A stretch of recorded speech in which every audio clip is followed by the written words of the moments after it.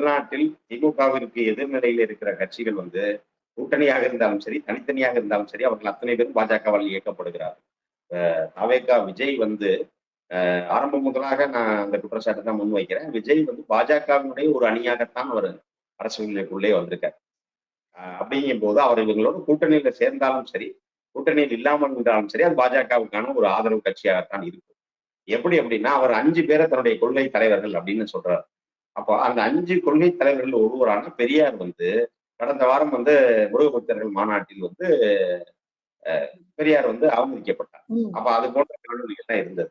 ஆனால் இன்றைக்கு வரைக்கும் தாவேகாவில் வந்து அதற்கு எந்த எதிர்ப்புறனும் இல்ல சார், தாவேகா கட்சியினுடைய கொள்கை பரப்பு செயலாளர் ராஜ்மோகன் அவர்கள் வந்து அதுக்கு அறிக்கை விட்டிருக்கிறாரு.